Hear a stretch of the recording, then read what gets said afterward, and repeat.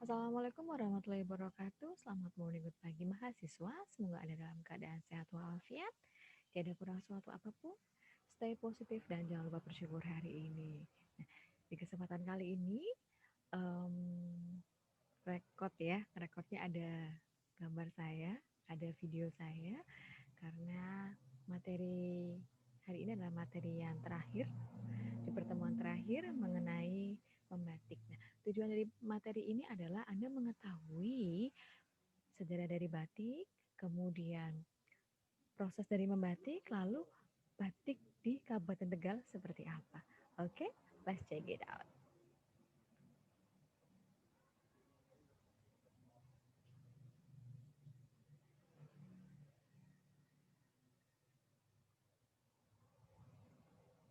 Oke, membatik ya.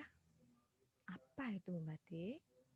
Jadi, batik itu adalah hasil karya bangsa Indonesia yang merupakan perpaduan antara seni dan teknologi. Jadi kalau Bapak Ibu lihat bahwa batik itu memang hanya milik Indonesia gitu loh. Jadi batik itu diciptakan oleh leluhur bangsa Indonesia yang mana mengandung makna, mengandung filosofi dari berbagai daerah dan diambil juga dari adat istiadat maupun budayanya gitu. Jadi um, dari motif maupun coraknya pun mesti memiliki arti ya dari batik itu. Sejarah batik di Indonesia itu berkaitan erat dengan perkembangan kerajaan Majapahit dan penyebaran Islam di tanah Jawa. Jadi batik itu memang um, ber apa ya berkembang lah ya berkembang itu di tanah Jawa. Kemudian ini di Indonesia ya. Jadi di Indonesia itu menurut kerajaan Majapahit lalu berkembang di akhir abad ke 18 atau awal abad ke-19 yang mana itu batiknya itu masih batik tulis. Jadi menggunakan canting, menggunakan malam dan pewarna-pewarna alam gitulah. Masuknya batik cap itu setelah Perang Dunia Pertama. Jadi ada teknologi tentang batik yang dengan teknik cap itu mulai dari setelah Perang Dunia Pertama. Yang mana membatik adalah kesenian atau kebudayaannya keluarga kerajaan dan pengikutnya gitu. Nah, lama kelamaan si batik ini diikuti oleh rakyat dan dikerjakan di rumah masing-masing atau di tempat masing-masing. Jadi kalau zaman dulu itu membatik ya hanya di kerajaan saja, hanya keraja dan keluarganya yang melakukan aktivitas membatik menggunakan batik gitu. Jadi batik itu adalah pakaian yang sangat apa ya, sangat mewah gitu. Nah,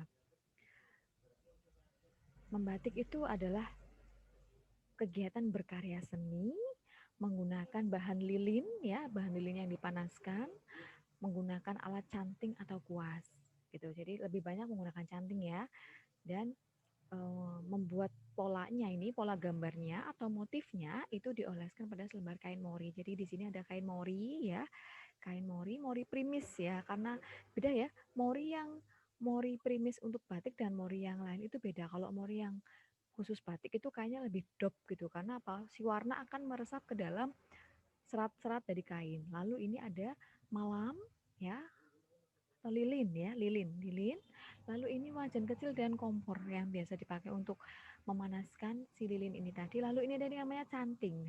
Nah, canting pun juga punya bagian-bagiannya ya. Yang di sini ada gagang, lalu nyamplung. Tadi tempat si lilin ini dimasukkan, lalu cucuk untuk mengeluarkan si tinta tadi. Si lilin maaf. Oke. Okay.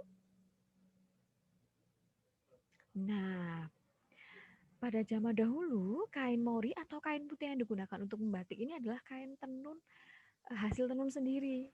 Gitu loh. Kok zaman sekarang kan sudah banyak perusahaan-perusahaan, pabrik-pabrik yang menghasilkan kain tenun atau mori tadi, putih, kain putihan itu tadi ya. Dan pewarnanya itu menggunakan pewarna dari bahan alam, contohnya mengkudu, ya, tinggi, soga, nila. Jadi ini adalah eh, soga atau nilai ya, jadi berbentuk bunga seperti ini.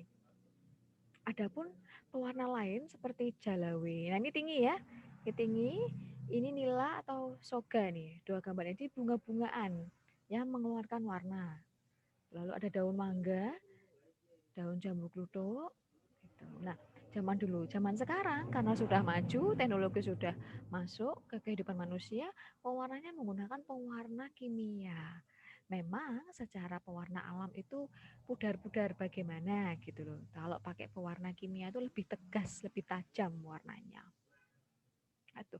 Selain campuran lilin tadi, ada juga campuran soda, yaitu soda abu dan garam dari tanah lumpur. Jadi apa ya? Oh, leluhur-leluhur kita itu sudah menciptakan sedemikian rupa bahwa batik itu memang karya seni yang prosesnya lumayan ribet ya, tapi hasilnya bagus. Oke. Nah, batik itu menyebar luas, khususnya di Pulau Jawa, sampai dengan di Pantura atau pantai utara Jawa, yaitu di daerah Tegal ya. Pada saat itu Tegal masih jadi satu ya, baik kota maupun kabupatennya. Gitu. Nah, khusus di daerah Tegal, batik itu muncul, budaya berpakaian batik, budaya membatik itu muncul setelah adanya ini dibawa oleh Raja Amangkurat I atau Sunan Amangkurat Mas dari Keraton Kasunanan Yogyakarta, Surakarta, maaf, ketika dalam pelariannya ke Tegal Arum gitu. Jadi Amangkurat itu menyusuri pantai utara dengan pengikutnya yang kebanyakan adalah pembatik, pengrajin batik gitu. Nah, sesampainya di Tegal, Tegal adalah eh, pos kondisi di Pulau Jawa yang letaknya itu strategis gitu loh. Jadi ke arah barat sudah Jawa Barat, ke timur juga bisa, ke selatan ada Jogja. Nah, itu tadi. Jadi terletak yang daerah yang sangat strategis. Oleh karenanya Raja Amangkurat I ini menyebarluaskan pengetahuan mengenai membatik ini sendiri. Nah, perkembangan batik tulis, tentu batik tulis ya. Perkembangan batik tulis Tegal itu kemudian dikembangkan lagi oleh Raden Ajeng Kardina sebagai istri Bupati Tegal, yaitu Raden Mas Sayitno Reksonegoro IX yang menjabat pada tahun 1908 sampai dengan 1936. Itu. Jadi dikembangkan di kurikulum sekolah yang didirikan oleh Raden Ajeng Kardina itu me menyisipkan mata pelajaran yaitu cara membatik ya, di mana sekolahnya itu ada sekolah kepandaian putri. Nah, ini adalah sosok dari Raden Ajeng Kardina ya, yang namanya diabadikan sebagai nama rumah sakit ya di Kota Tegal. Gitu. Jadi kalau Bapak Ibu mahasiswa lihat ya, batik dari Kota Tegal dan Kabupaten Tegal itu sama, karena emang dulunya itu satu. Gitu. Nah, jadi adanya sekolah kepandaian putri yang dimana mata pelajarannya adalah cara membatik, otomatis Tegal itu menjadi berkembang sehingga batik Tegalan itu menjadi produk dari rakyat ini sendiri. Nah, kita berbicara Kabupaten Tegal ya, karena kita berada di Kabupaten Tegal. Di Kabupaten Tegal ada dua sentra batik, yaitu ada di Desa Bengle dan Desa Duku Salam, yang mana ciri khas dari batik Tegalan itu ada dua, yaitu adalah ciri khas batik Kidul dan batik Lor. Nah, kalau batik Kidul itu meliputi daerah Duku Salam, Pangkah, Tegalwangi, bagian Ten. Ya, ini ya, jadi Pangkah, kemudian Duku Salam, kemudian Tegalwangi sudah masuk ke kota ya, dan bagian Ten. Gitu. Lalu ada juga batik Lor itu meliputi desa Bengle, Pasangan serta pesisiran. Ya, ini Talang ya, sudah pesisiran ke sini. Ini tadi kalau diibaratkan peta lah. Apa sih bedanya batik Kidul dan batik Lor? Jadi kalau batik Kidul itu dikenal dengan corak warnanya yang menggunakan warna irengan dalam atau putihan. Dalam hal ini adalah warna putih, coklat dan hitam. Jadi dominan tiga warna itu tadi. Jadi apa ya, warnanya warna klasik yang mengambil dari corak asli batik keraton tadi, yang Amangkurat satu tadi. Karena Amangkurat dari Surakarta, jadi masih ada nuansa-nuansa Surakartanya. Sedangkan batik lor itu memiliki komposisi warna yang beragam dan cerah gitu, serta um, apa namanya ya, jadi dimasukkan dalam batik corak pesisiran. Jadi kalau Bapak Ibu tahu, batiknya talang, batiknya talang, bengle itu sama gitu loh, warnanya warna sama. Nah ini ya, yang di kiri ini adalah motif batik kidul atau batik irengan. Jadi seperti ini motif-motifnya. Nah, dan ini pun motif batik lor. Pada dasarnya kedua motif batik ini, baik batik kidul maupun batik lor itu motifnya sama ya. Kalau di Pantura ini di Kabupaten Tegal khususnya itu batik-batiknya diangkat motif-motifnya dari kehidupan sehari-hari gitu. Contohnya ada batik poci seperti motif batik PGMI ya. Kita juga mengambil dari budaya-budaya Kabupaten Tegal. Jadi ciri khasnya orang Tegal itu apa sih? Mochi, minum teh, menyeduh teh. Gitulah. Ada lagi ini eh, batik tawa aji ya, semakin modern. Kemudian yang saya pakai ini adalah batik Tegalan, batik lor ya atau batik pesisiran dengan motif sotong atau cumi. Itu kan warnanya cerah sekali. Motifnya seperti cumi nih. Nah, gitu. Dan bunga-bunga yang lain seperti bunga bunga cabe, kemudian daun-daun yang lain. Nah, ini ya yang saya bilang. Eh, batik kidul tadi masih berpegang ada pengaruh dari corak keraton yaitu ragam-ragam batik Surakarta dan batik Jogja. Jadi, kalau batik Surakarta itu terkenal dengan warnanya yang sogan. Sogan itu coklat seperti ini yang ada di kiri. Ya, kemudian kalau batik Yogyakarta itu warna dasarnya itu putih-putihan seperti ini. Kedua batik ini namanya motif batik Sidomukti. Jadi ini Sidomukti ala Surakarta, ini Sidomukti ala Jogja. Jadi sebetulnya sama, motifnya itu sama, hanya warna dasarnya saja yang berbeda. Tuh, pertanyaannya di Kabupaten Tegal, di Tegal ada motif Sidomukti? Ada. Gitu. Jadi hampir kita hampir terpengaruh uh, dari gaya Surakarta. Nah, makanya saya bilang di awal bahwa Kabupaten Tegal itu adalah lokasinya yang strategis. Gitu. Jadi pengaruh penyebaran dari motif-motif membatik, motif-motif dan apa ya bisa berkembang dengan baik lah.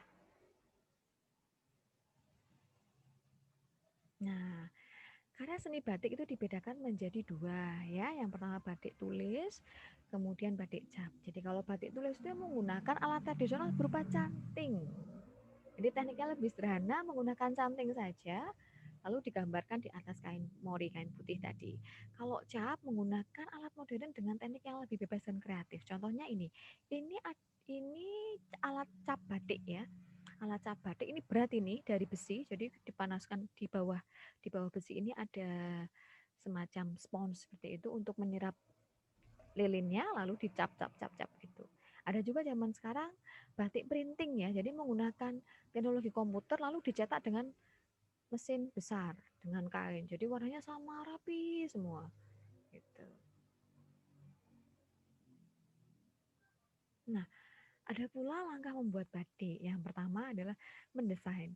Desain dalam hal ini adalah mendesain membuat motif ya, menggambar. Jadi menggambar menggunakan pensil di atas kertas, lalu dijiplak ya atau dicetak lagi digambar ulang pada kertas pilus yang bening itu ya apa yang transparan itu loh. Tuh, lalu diulangi lagi di blend ya, dijiplak, dijiplak di kain mori tadi. Lalu proses membatik ya. Jadi kalau membatik yang menggunakan canting yang sudah digambar ini tadi, kemudian dibubuhi batik. Beda kalau teknik cap ya. Kalau teknik cap itu langsung saja di kainnya dicap-cap-cap seperti itu.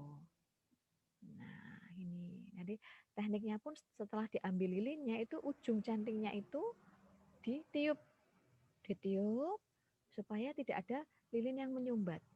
Lalu dibubuhkan seperti ini. Nah, setelah itu ada teknik mewarnai. Ini yang saya bilang bahwa zaman sekarang batik-batik itu menggunakan pewarna kimia karena warnanya supaya lebih keluar gitu loh.